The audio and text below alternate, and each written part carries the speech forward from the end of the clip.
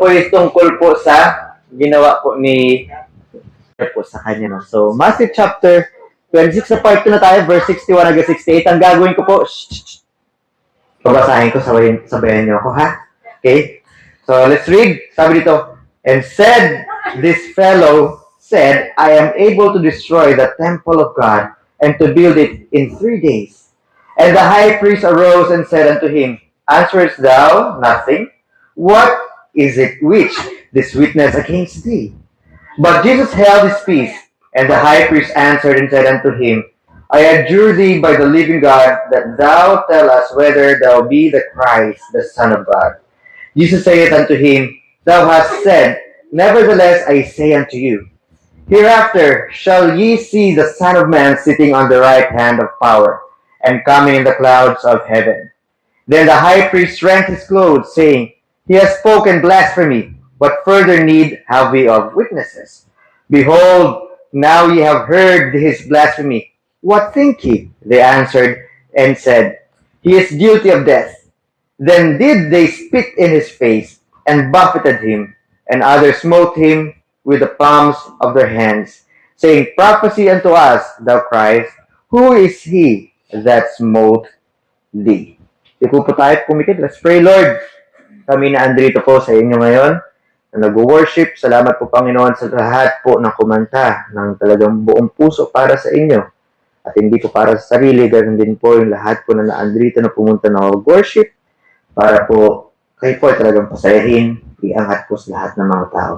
Paspasan niyo po sila, bigyan niyo po sila ng maraming blessings at ingatan niyo sa mga sakit at mga kapahamakan. We also pray din, Lord, sa mga tao dito na napunta at hindi po okay na bigla na lang napunta dito. We pray na talaga maintindihan po nila yung mensahe. Though this is not a salvation message, naway Panginoon maintindihan nila kung ano yung kaligtasan at sila po yung magkakaroon ng buhay na walang hanggan.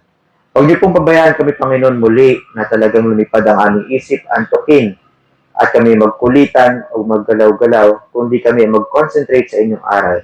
At Lord, patawan niyo kami sa mga kasalanan namin, lalo na itong mga kasalanan ay humahadlang para kami makaintindi. At huwag niyo pong pabayaan na kami makikinig lang o maririnig lang, kundi iisipin namin ito, nanamnamin namin, at ito po ay aming gagawin sa pang-araw-araw at ipapamahagi rin po namin sa iba. Lord, sana huwag niyo pong papayaan na ako po ay mag-preach ayon sa aking lakas. Ngunit ako ay laging umasa sa inyong banal na espiritu, sa inyong lakas, at kayo po, Panginoon, ang maiangat at hindi ako. Ipinapanalangin namin ito sa ngalan ni Jesus. Amen. Upo po tayo lahat. Okay? Upo po tayo lahat.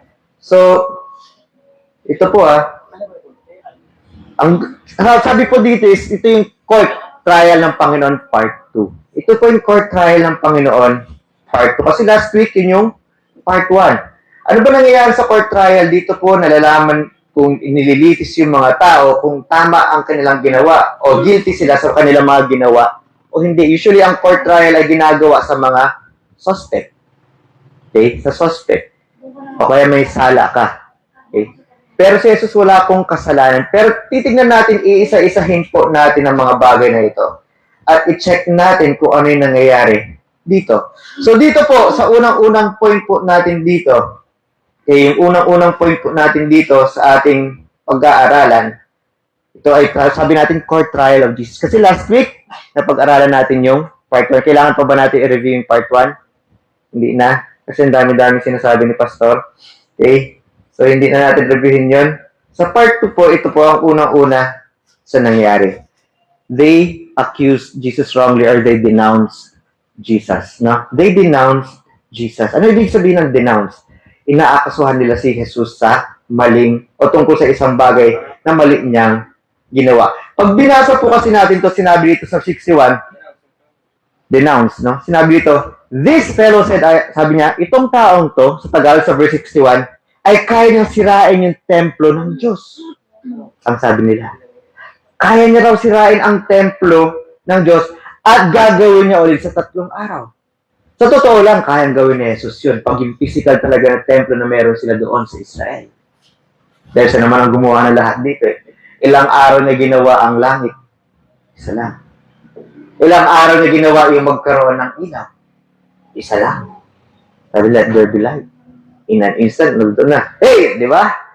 Doon, parang, may na doon. So, hindi imposible kay Kristo dito.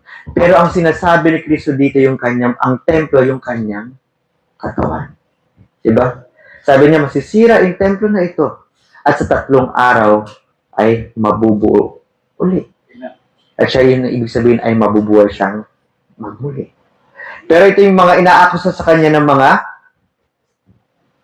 chief priest, pariseo, eskriba. Yung mga taong dapat alam na alam nila kung bakit nandito si Jesucristo. Pero sila ay nagiging kontrabida dito.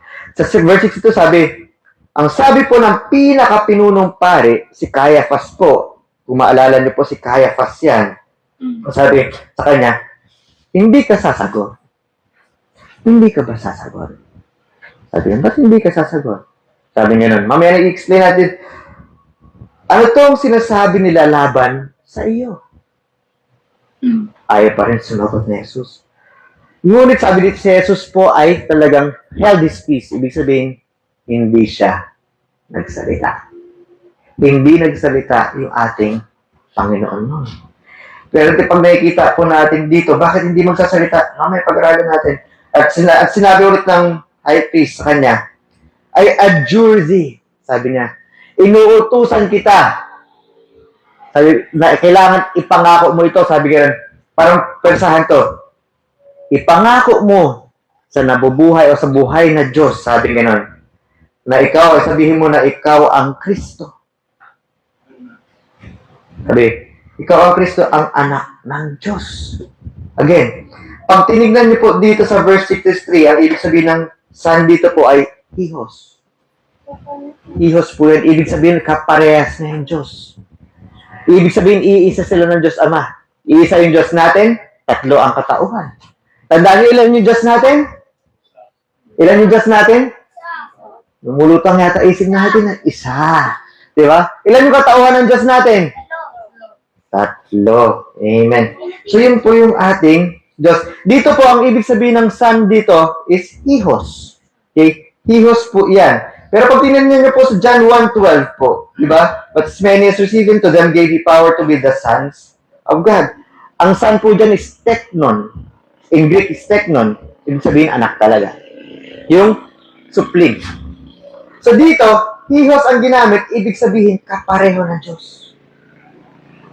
So di ba nakakatuwa, ibig sabihin, considered talaga siya na iisa siya ng Diyos. Anong sinabi dito? Bakit galit na galit? Nung sinabi ni Jesus dito, di ba? Si Jesus po, sumagot siya. Sumagot si Jesus, ito yung naantay-antay niya. Ikaw ay nagsabi, gayon pa man, sinasabi ko sa iyo, pagkatapos nito, makikita mo yung anak ng tao, na siya rin yun, na nakaupo sa kanang kamay ng kapangyarihan at darating sa ulapan doon sa langit. Ay, gano'n. Upo ako doon sa kanang kamay at ako doon ay darating doon. May kita niyo ako doon sa langit. Yun ang sinabi ng Panginoong Jesucristo. So sa paglilitis po na ito, nangyari dito, may ito, ngayon, mataas na pari ay talagang, ano niyo yung rent? Ano yung rent na alamin nyo? Rentahan, arkila. Pero yung rent dito, sinira. Okay? Kasi may dalawang ibig sabihin ng rent sa English. Ito yung isang ibig sabihin ng rent sa English is sinira. Sinira niya yung kanyang damit. Pagpapakita po na nalulungkot siya at sinasabi, sabi niya dito, blasphemy o pambabastos sa Diyos. Sabi ganun. Ano pa yung kailangan nating hanapin na mga witness? Sabi ganun, o mga kasaksi. Ngayon, narinig nyo ang kanyang pagbabastos sa ating Diyos. Ano ang iniisip nyo? Sabi niya sa mga tao. At sila po ay sumagot, siya po ay guilty. Siya po ay guilty. Mapapansin niyo po dito, yung pag-denounce sila kay Jesus ay meron po silang plano. Planong siraan siya. Plano na gusto talaga siyang patayin. At hindi po ito yung talagang nade-denounce na trial o fair trial na titignan nila kung tama talaga yung tao o hindi. Ito yung nakakalungkot. Sila yung mga tao nagbabasa ng salita ng Diyos. Amen? Sino dito nagbabasa ng salita ng Diyos? Uy, wala rin nagtaas ng kamay. Di ba? Pero tayo, ba? Pero tayo nakikinig tayo sa salita ng Diyos lagi. Pero ang malungkot nun, kasi bakit natin pinapakinggan o binabasa yung salita ng Diyos, iniintindi yung salita ng Diyos? Kasi gusto natin pasayahin yung Diyos at magawa yung gusto niya. Diba? Yun na yung buhay bilang isang Christian. Obey, obey, obey, obey, obey, obey, and obey. Tama ba? Sumunod na lang ng sumunod kay Kristo. Bakit? Mahal natin siya. Sobrang mahal natin siya. Pero itong mga taong ito na dapat alam na alam nila yung salita ng Diyos. Na dapat alam nila si Kristo ang tagapagligtas. Kaya nga tinawag na Kristo. Ano ba ibig sabihin ng Kristo? Tagapagligtas. Ipinangako. Kumbaga, pag meron tayo ay hirap na sa ating buhay, kunyari ginagera tayo, gutom na tayo. Inaantay natin yung hero natin, tagapagligtas. Yun si Jesus. Yun ang pinangakong tagapagligtas sa kanila. Pero ayaw nila itong tanggapin. Anong ginawa nila? Dahil sa kanilang yabang po, dahil nakaupo sila sa posisyon. Ito yung alalahanin natin Pag nakaupo na sila sa posisyon, nakalimutan nila kung sino ang naglagay sa kanila sa posisyon na yun. Pinunong pare, pinuno ng bawat isang mga tribo, pinuno ng mga council doon, yung Sanhedrin, mga eskriba at pariseo. Ang tataas po ng mga posisyon ito. Pero sa sobrang taas na po, o hinangin na po yung kanilang utak, anong nangyari? Puro yabang. Sa atin, i-relate muna natin ito sa ating buhay. Tayo bilang isang Kristiyano, ibig sabihin, sunod-sunuran ni Kristo, huwag tayong umangat yung ating ulo. Amen? Tandaan natin, ugali natin na tayo ay alipin ng Diyos. At sa sobrang pagmamahal natin sa Diyos, ay gusto natin maging alipin. Pag gusto niyo mapunta sa langit, magpaka-alipin kayo sa Diyos. Tanggapin niyo siya talaga ay Panginoon. At siya talagang karapat dapat kayo maging alipin. Hindi yung pagpapakabait muna kayo. Amen? Nakita ko kasi yung tatlong pogi dyan Si Lawrence, si Ben, tsaka si Daniel. Yan. Kasi kung gusto niyo pumunta na langit, dapat hindi yung papakabait muna kayo. Kung ano kayo ngayon, sabihin niyo, Lord, nagsisisi ako, makasalanan pala ako. Gusto na kitang maging Panginoon. At syempre, pag sila ng Panginoon yun, ibig sabihin, magpapakaalipin kayo. At tayo, pag Christian na tayo nang gagawin natin. Sila dapat nagpapasilbi. Pero tayo ba, aangat yung utak natin? Dahil sabihin, ito nga, Pastor Andrew, yabang mo na Salamat sa nagsasabi. Napapaalahanan ako. Amen. Kasi sa totoo lang, minister ako, ibig sabihin, taga-silbi ng Panginoon at nagsisilbi rin sa inyo. Kailangan. Amen. One of these days, makakabalik na tayo siguro dito alos araw-araw na nakapag-asikaso sa inyo. Diba? Siguro sa inyo, maganda na yung tithes and offering natin, hindi na nagtatrabaho sa pastor. Mga bagay na yan. Or kahit nagtatrabaho, nandito na lang ako. Kasi meron tayo medyo maganda-gandang lugar. Maganda lang lugar dito, sa maingay. Okay? So, mga bagay na yan. Kaya ba pag nagkaroon na kayo ng trabaho, may position na kayo, sabihin natin ito ay yung pinakamababa, pero laki ng sahod mo. Baka hindi ko na kayo makita dito. Baka puro trabaho na lang kayo. Diba? Kinalimutan na yung Panginoon. Nakalimutan niyo yung Panginoon yung nagbigay sa inyo ng pagkakataon na yan. Eh, paano pag tinanggal ng Panginoon? Kasi ano ba yung pinaka-importante sa inyo? Dapat yung Panginoon Diba? Kasi sinabi, diba sa verse, what is the greatest commandment? Matthew 22, verse 36, 37, 38, 39, 40 yata yan. Sabi, mahalin mo ang Diyos ng buong puso, ng buong kaluluwa, ng buong lakas, at ng buong isip. Lagay natin sa look, may buong isip yun. Pangalawa yung pagmamahal sa iyong kapwa katulad ng pagmamahal sa iyong sarili. So, anong ginagawa natin? Lalo pag Kristiyano ka, dapat alam na alam mo to. Nakakalimutan natin yung Diyos. Sa pang-araw-araw natin, pag-gising natin, huwag natin kalimutan yung Diyos. Amen? Sa pang-oras-oras natin, tandaan natin yung mga salita ng Diyos. Lord, anong gagawin ko? Kahit sa gitna ng problema yung Diyos na dyan, huwag natin gayahin mga pariseo, ito mga pinunong pari, ito mga elders po. Mga eskriba. Ang ginawa pa nila, naggawa pa sila ng plano kung paano po idikdik si Jesus para lamang mapatay siya. Naalala niyo, di ba may isang parable na yung tatay may ari po ng ubasan. Tapos naglagay siya ng mga alipin niya doon. Ay ng mga, hindi alipin mga binabayaran niyang mga tao, mga trabahador. Kasi iba yung alipin sa trabahador Yung trabahador, babayaran mo talaga per ora. O yung pang-araw nila Dumating mga trabahador doon. Ngayon pinapunta niya mga alipin niya. Mga loyal alipin niya Turing nila sa kanya, turing niya sa kanila, anak. Pumunta doon, sabi, kailangan na namin ganito. Ano pinagagawa ng trabahante? Kasi matagal na tagal sila doon Pinagpapatay. Ganun na naman, isa na namang batch. Ganun din na naman. Tinegi-tegi. Sabi, ito, hindi na nila ito gagawin kasi anak ko to Ito yung tagapagmana. Pumunta doon sa ubasan. Pero hindi nagpapigil yung mga sinasahuran. Ano ginawa nila? Pinatay. Yung si Jesus. Ginawa ng Panginoon sa kanila. May-ari. Ganun din. Di wala na sila. Diba? So dito, mapapansin nyo kung sino yung nagbibigay sa atin, huwag nyong kabayaan.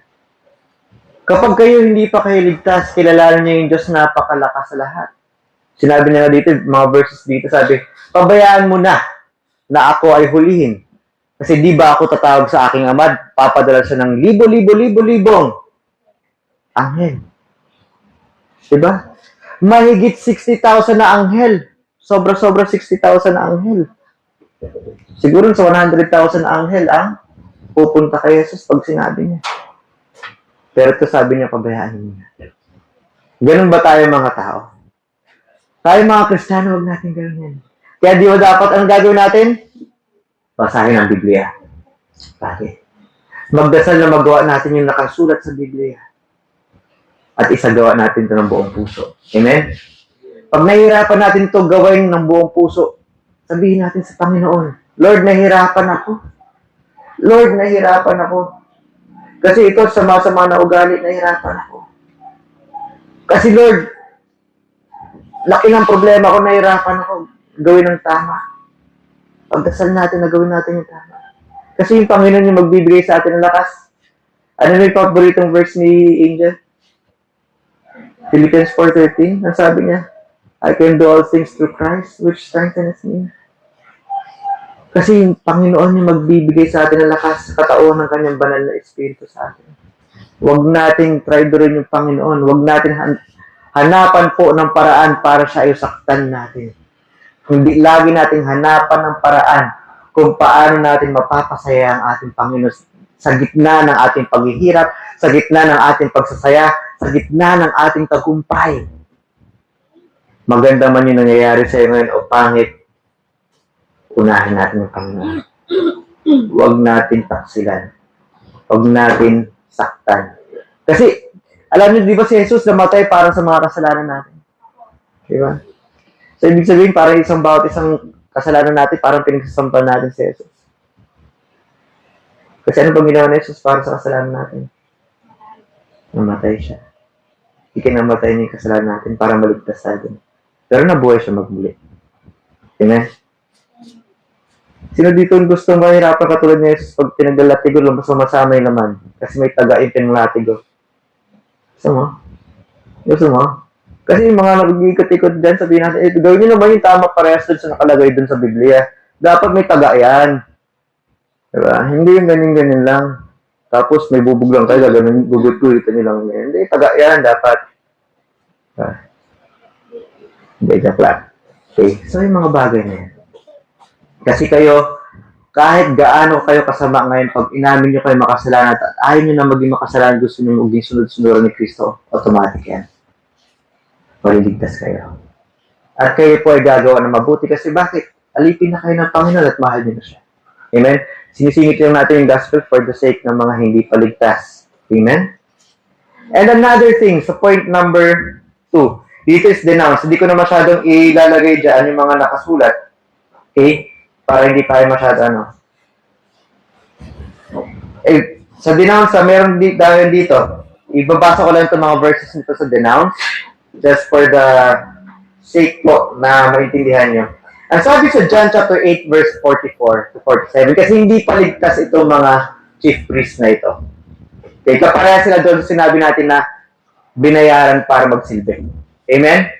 Napunta sobrang tagal na po ng Judaism. Imbis na Diyos na po yung tinututukan nila, naging politika na.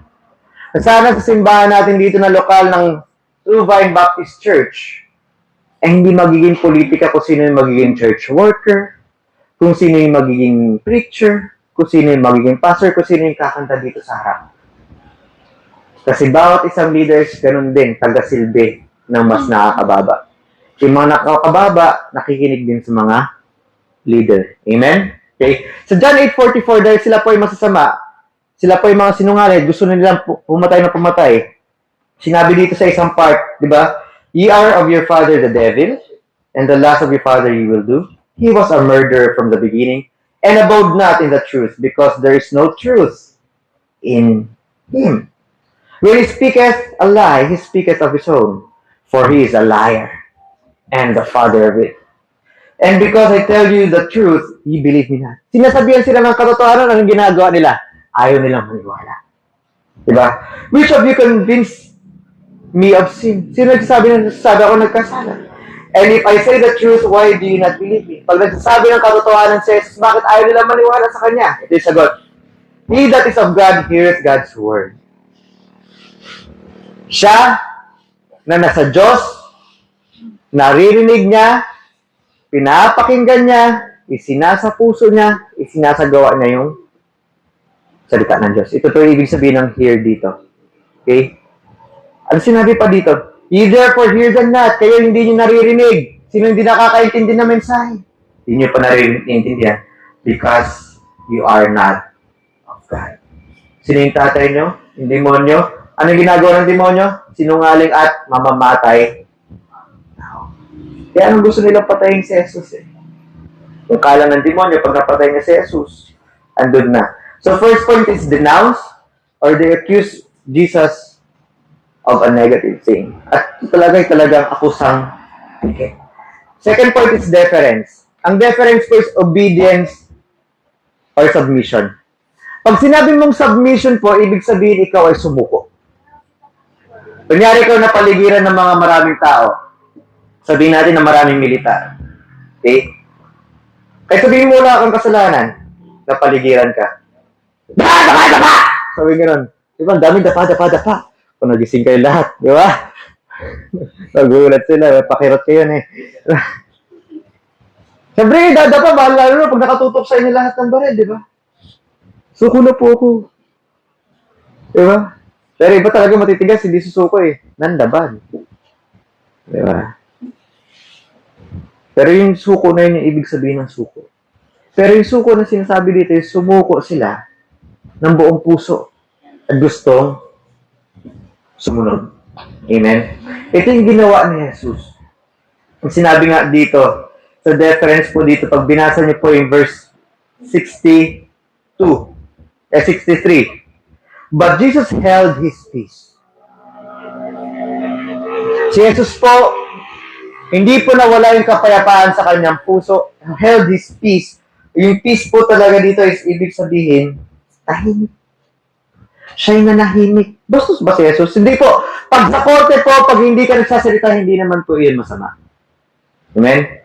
Ito po ay, sinasabi niya, I invoke my right for self. For self? Incrimination, sinasabi lagi niya, Alice Gugu. I invoke my rights. I invoke my rights. Naririnig niya. Yun ang ginagawa ni Jesus. Mananahimik po ako dito. Pero nananahimik siya, bakit? Kasi para magyari yung nakapropesiya. Ano yung nakapropesiya? Na kailangan siyang bastusin dito. Na kailangan siya malitis. At kailangan siya mapunta sa death penalty. Para sa atin. Amen? Para sa'yo, te. Sa inyo rin, pag maliligtas kayo. Para sa atin. Sabi niya, mananahimik ako. Papabayaan ko ang kagustuhan ng Diyos Ama para maligtas yung sangkatauhan. Ganun na ganun proseso sa atin. Gustong-gusto niya tayo ay maligtas mula sa ating mga kasalanan. Gustong-gusto ng Diyos Ama na maligtas tayo sa ating kasalanan. Gusto-gusto ng banal na Espiritu na maligtas tayo sa ating kasalanan. Kasi isa sila. Amen? Masarap. Diba? Masarap pag ligtas, diba? Amen? Kasi alam na alam mo, may pag-asa ka na pupunta ka na langit at siguradong pag-asa yun. Sa pagsunod lang, sa pagiging alipin lang ni Kristo. Sa buong puso mo, magiging mahal na mahal mo yung Diyos, ikaw ay pupunta na langit. Amen? Diba yung Kristiyano gumagawa ng maganda, bakit? Dahil ba para pumunta sa langit? Hindi, alam na natin na pupunta tayo sa langit, kundi mahal na natin yung Panginoon. At ganun din si Jesus. By His obedience, mahal na mahal niya yung tao, mahal na mahal niya yung Diyos Ama. Naging example sa atin. At sabi niya, makikinig ako, Ama. Mananahimik muna ako dito. Ngayon, pinapabayaan niya yung moro-moro ng court trial po na ito, yung paglilitis na ito. Sabi niya, siguro pag siya po talaga hindi siya pasensyosong Diyos. Sabi niya, ang tagal naman ito, pwede ko ba i-pass forward na to? Para tapos na, ang tagal niya magmoro-moro dyan eh. Diba? Hindi. Inantay niya. Naging pasensya siya. At sinabi nga dito, yung chief priest pa, sinabi niya, dapat ipangako mo sa pangalan ng nabubuhay na Diyos. Sabi niya gano'n, na ikaw ba si Kristo ang anak ng Diyos? Inamin ni Jesus. Hindi niya inamin directly, pero sinabi niya ito sa bagay na napakatindi. Darating ang araw na uupo ako sa kanang kamay ng kapangyarihan. Isa sila ng Diyos Ama, pero may iba silang function bilang katauhan. Huwag kayo maguluhan dyan, kahit sa akin, mystery ito, may intindihan natin ito pagdating natin sa langit. Amen? Okay, hindi siya katulad na Diyos siya, ay tatay siya, tito siya, pinsan siya, kapatid siya. Hindi ganun na. Hindi siya ganun. Amen? Kasi may katauhan talaga siya na iiba. Tatlo. At iiba po yung ginagawa ng katauhan niya. Pero iisa siya. Paano yun? Malalaman natin. So, naintindihan natin ngayon, yun po yun. Okay? At sinabi nga po dito, di ba? Siya po, sabi nga po ng commentary, knowing na alam niya na kailangan siyang manahimik. At alam niya siya po ay mamamatay. Alam niya po siya ay matutorture. Alam niya po ipapatong yung koronang tinik sa kanya. Habang nakapatong yung koronang tinik, yung naglagay ng koronang tinik, siguro meron siyang basahan dito sa kamay para hindi masaktan. Iuuga-uga pa sa ulo ni Jesus. Sipin niyo pag may barber si Benben sa ulo. Benben, di ba? Gusto mo may barber ka dito na corona, tapos gaganon-ganon pa sa ulo mo. Ikaw, Lawrence, yung nalagay yung ganon, gaganon-ganon pa yung barbed wire. Diba? Ano mangyayari sa ulo mo nun? Patay. Masakit. Pero ganun yung ginawa kay Jesus, diba? Paalalahanan lang natin to. Kasi alam ko sa next verses pa ito eh. Ang susunod doon, tinali doon sa poste. Anong ginawa? Sabi ko, tinalo muna sa poste. Pinalo-palo. Ano yung mga pampalo sa kanya, scourging sa kanya, may mga sima yun. May sima yun. May sima. Alam niyo taga? Di ba namimingit kayo ng tugak? Di ba bakit hindi basta-basta nakakaalis ng tugak? Kaya yung mga... Hindi, di ba may taga yung... Di ba may taga na ganon? Wala ba silang taga? Tagain ko kayo. Hindi yung taga na ganon, di ba? Kasi hindi matatanggal yun. Sa isda. Sa isda, pag nangangawil kayo, ang hirap tanggalin sa bibig. Kasi may taga. Okay? Yung hook niya may taga. Ganun yung pinagagawa kay Jesus, kaya sumasama naman niya habang pinapalo. So, paghampas sa ganon, babaon. Pagtanggal doon ng panghampas, sama laman. Gusto niyo yan? Ganun yung nangyari kay Jesus. Sabi niya, aantayin ko to. Pero pagdadaanan ko muna itong pagpapahiya nila sa akin. Pagpapahiya nila sa akin. So, di ba nagalit sila kay Jesus? Diba? Anong nangyari? Ito. Then the high priest rent his clothes sa 67. Sabi, ang ginawa dito, 67, ang ginawa nila, pinagduduroan na kagad nila si Jesus. Isipin mo sino yung mga tao dito? Mga alipin ba to? Hindi. Pinunong mga pari to. Pinuno ng bawat tribo. Pariseo, eskriba. Diba? Para mga senador. Siyempre, mga alipin din nila. Ano pinagagawa nila kay Jesus? Pinagduduraan. Yung Panginoon natin pinagduduraan. Bakit? Para sa atin. Para sa'yo. Para sa'yo. Ano pinagagawa? Saan siya dinuraan sa mukha? Ano yung buffeted? Ano yung buffeted? Ang buffeted, pinagsusuntok pa. Pinagtatadyakan. Bago po siya tinorture doon, nilagyan ng koronang tinik, ito yung nangyari, pinagduduraan, pinagsusuntok, pinagtatadyakan. At siya po ay pinagsasampal. At sinabing ganito, kung ikaw talaga yung Panginoon, hulaan mo nga sino sumampal sa'yo. Nakakaya. Pinapahiya siya ng pinapahiya. Pero sabi ni Jesus, gagawin ko ito, mag-o-obey ako, kasi sinabi ng aking ama. I submit. Tayo, konting hirap lang sa ating buhay ang nangyayari sa atin. Lord, ba't mo ako binigyan ng ganitong paghihirap? Lagi nga ako nagaganito sa iyo eh. Sisimba ko lagi. Paano na may silbi yung ating simba? Diba kaya nga sinabi ni Pablo, lahat ng ginawa kong mabuti ay parang etchas lamang. Bakit? Kasi wala yun sa Panginoon. Sa sobrang sama natin. Ano yung katanggap-tanggap na kabutihan sa atin bilang isang Kristiyano? Bakit tayo makakasalanan? Yung kabutihan ni Jesus, ibinalot sa atin at yung kasalanan natin, ibinigay sa Kanya. Ang nakikita ni Jesus, pagdating ng oras sa tayo namatay, mga Kristiyano, wala kang kasalanan. Kasi yung buhay ni Jesus na walang kasalanan yung nakikita sa bawat isang Kristiyano. Naintindihan? Wala kang ginawa. Wala akong ginawa. Ephesians chapter 2 verse 9, dahil sa grasya ng Panginoon sa pamamagitan ng pananampalataya, kayo po ay naligtas, hindi sa inyong sarili.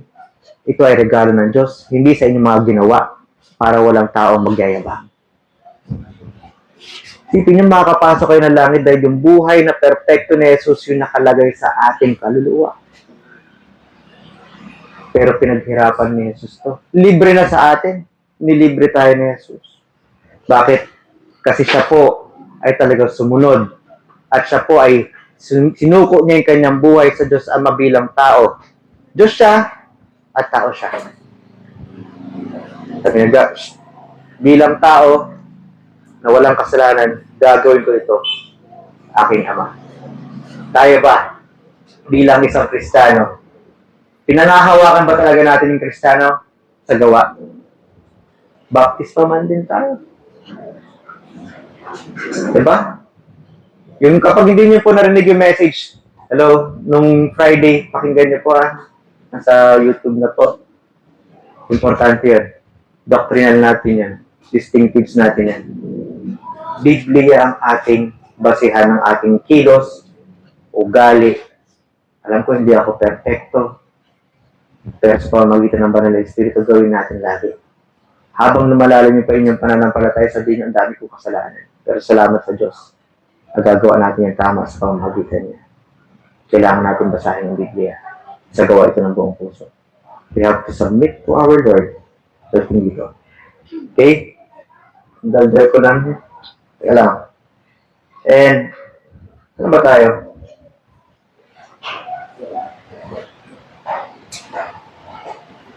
Reference po yan.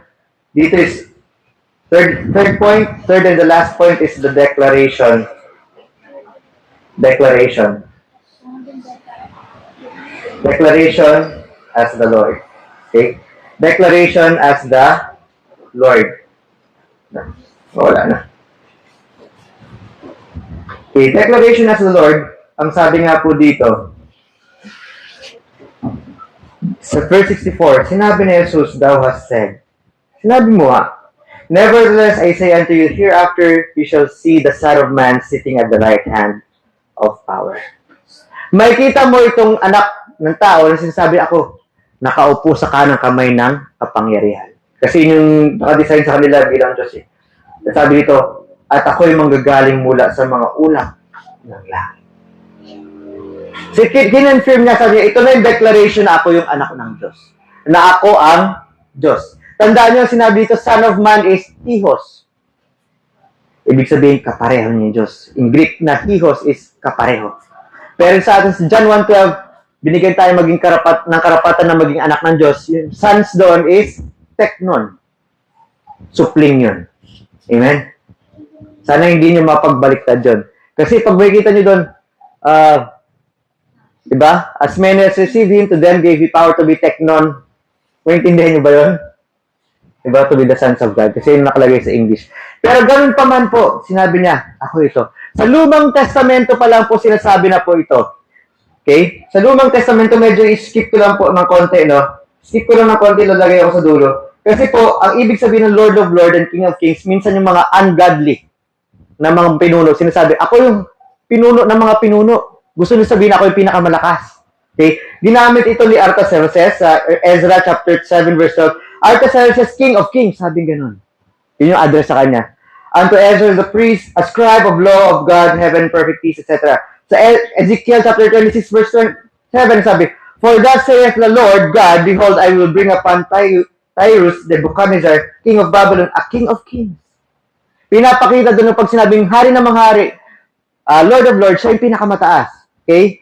Sa mga lumang panahon. Sa Daniel chapter 2 verse 37, Thou, O Lord, art a king of kings.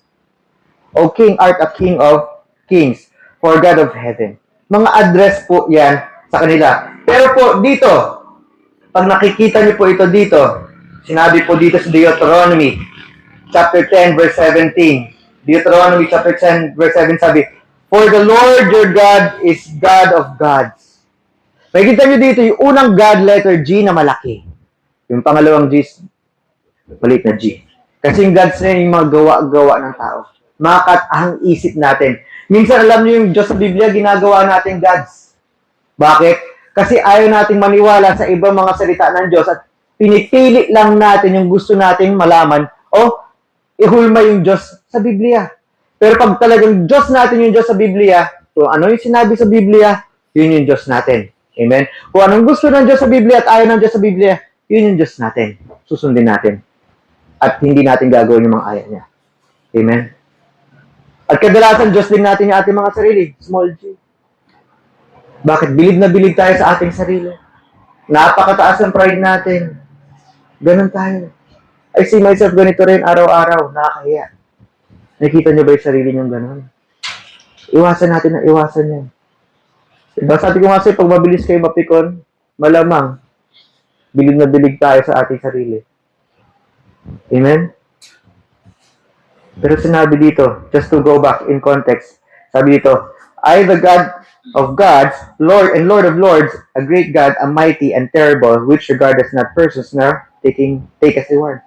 Sabi niya, hindi ko pinapansin yung tao. Ano ba yung mga tao na yan? Ibig sabihin at regarded, napakaliit natin para sa Diyos. Kumbaga, wala pa tayo sa alikabok. Pero binibigyan tayo ng importansya. Ang gusto niya sabihin dito, napakaliit niyo. Israel. Mga anak ko. Pero binibigyan ko yung importansya. Pero sa totoo lang, kukumpara kayo sa akin, wala pa kayo sa alikabok. Yung kulangot, mas malaki pa nga sa alikabok eh. Tama? Tama? Diba? O ganun. Sinabi rin sa Psalms 136 verse 1 to 3, Oh, give thanks unto the Lord. Sabi ganun. For He is good. For His mercy endureth forever. Ano sinabi dito? Sa verse 2, Oh, give thanks unto the Lord, unto the God of gods. Of His mercy, sabi dito, For His mercy endureth forever. Oh, give thanks to the Lord of lords. For His mercy endureth forever. Sa Old Testament pa lang po, recognize na po yung ating Panginoon. Pangalan ito na pinakamalakas. At ito, minsan ipinapangalan ito sa Diyos Ama rin.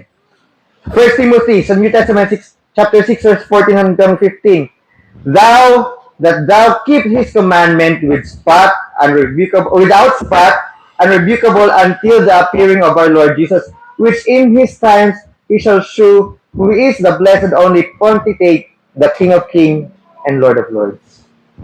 Sinasabi ni Pablo dito kay Timoteo na kailangan po itago yung kanyang kautusan. Bakit siya yung Panginoon ng Panginoon at Diyos ng mga Diyos? Siya yung pinaka sa lahat. At sinabi na nga sa Old Testament, pwede tayo kakwenta-kwenta sa kanya. Isipin niya lang, mawawala tayo. Kaya nga pag mayroon tayong sakit, tandaan nyo, kapag ginusto ng Lord, na mawala ating sakit, mawawala yan. Kaya magdasal kayo. Amen? Tandaan yan. And the last verse, sabi nga dito sa Revelation chapter 19 verse 16, di ko na natin masyadong papahabain to. Sabi, and he has on his vesture, on his right side, sabi gano'n. Ay, Revelation 17:14 muna. They shall make war with the Lamb, and the Lamb shall overcome them, for he is Lord of lords, King of kings, and they that are with him are called and chosen and faithful. Sabi dito, itong lalaban dito sa time po ng tribulation period, yung lalaban po sa Panginoon, sila ay matatalo. Bakit? Kasi yung Lamb of God, ito si Jesus, bakit siya ay makapangyarihan? Dahil siya yung Panginoon ng lahat ng mga Panginoon at Diyos ng lahat ng mga Diyos. Sino yung kalaban niya dito? Kasama niya dito yung kalaban niya sa Satanas. Pero ang ginawa niya kay Satanas, wala lang. Ganun lang, talo agad. Hindi pa nagsisimula, alam na yung ending. Diba? Kumbaga, kunyari, yung San Pedro Saog basketball team, lalaban versus Pacers. Sino mananalo? Sino mananalo? Pacers. Diba? Alam na. Ganun din dito. O kaya San Pedro Saog versus San Miguel. San Miguel Birmen. Saog. Kaya bang ng saog ah? Ang bira tayo. Pero alam na natin kung sino man nalo. Ganun din kay Jesus. Nanlalaban pa tong si Satanas pero wala na. Sinabi nga sa Revelation chapter 19 verse 16, and he has on his vesture, on his right thigh, and on his thigh, a name written, King of Kings and Lord of Lords. So ito yung sinasabi ng Panginoon. Nandito ako sa kanang kamay ng Diyos Ama. At ako yung makapangyarihan. Yes, dito, pabastusin siya. Pero ito yung ating pag-asa. Alam natin ito kasi nabuhay na magmuli si Jesus. At nasa na siya ngayon? Nasa kanang kamay ng kapangyarihan na.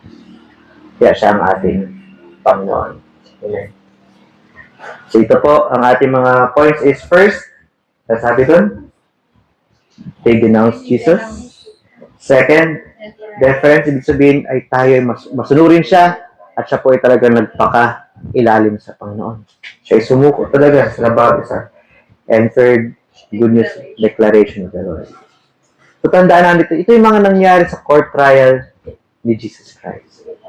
Binigyan natin ng maayos sa pag-aaral yung bawat isa. Alam ko, mahaba tayo mag-preach. Ilang oras na naman ako. Sana wala na ako. Minsan kasi nag-iisa pala kalahating oras. Pero magtagal na hindi. 44 minutes pa lang. Let's pray. Bow your heads. Close your eyes. Alam ko lahat tayo may sablay sa Panginoon. Pero sino dito ang hindi paligtas at gusto makapunta sa langit? Wala? Kayo? Ayaw niyo pumunta ng langit? Gusto. Sana maintindihan niyo yung mensahe pagdating ng araw. Okay? Kasi minsan hindi maintindihan. Sana mula sa inyong prayer sabihin, Lord, alam ko po makasalanan ako. At sinabi nga ng inyong salita, ang makasalanan ay pupunta na impyerno. Pero Lord, ayoko na maging makasalanan, ayoko na maging makulit, maging bastos, ako ano man maging kasalanan ko, Lord. Gusto ko na maging sunod-sunuran mo. Gusto kitang gawin, Panginoon, dahil ikaw yung Panginoon noon pa. Sana ito ang inyong prayer pagmula sa inyong puso ulit, pagmula sa inyong puso na maging Panginoon talaga siya. Maliligtas kayo. At may kita po yan sa inyong action kasi mahal niyo na yung Diyos. At gagawin niyo yung gusto niya. At tayo mga ligtas, Lord, kami po yung nagpapasalamat sa mensahe po na binigay niyo sa amin. Naway, Lord, hindi po ako na nakatagapagsalita ang napansin, kundi kayo. Pagkat lahat po ng tamang sinabi na mula sa aking bibig ay galing sa inyo, Panginoon. Maaring ako'y nag-aral napakatagal para dito, ngunit Panginoon sa inyo lahat ang talino at ang gloria ay sa inyo. Lord, patawarin niyo po kami kung parehas kami ng mga Pariseo na nagde-denounce sa inyo palagi o paminsan-minsan. Kinakalimutan namin ikaw ang aming Panginoon. Naway, Lord, kami lagi magkaroon ng saya, ng joy, despite ng aming kahirapan, pagkat alam namin, pagkatapos ng buhay na ito sa aming mga ligtas, ay makakasama namin kayo dyan sa langit. Lord, sa lahat po ng mga nahihirapan, may sakit, samahan niyo po sila, pagalingin niyo po sila. At pagkatapos ito ay sa nila, mas lumalim ang kanilang pananampalataya sa inyo. At kasama rin kami, kahit masaya kami, mas tagumpay kami, nasayaman kami, mas baba kami, may sakit kami, nawa ikaw laging aming pupurihin, papasalamatan, at umaasa lagi sa inyong pangako. Thank you, Lord, and we pray all this, Lord, in Jesus' name. Amen.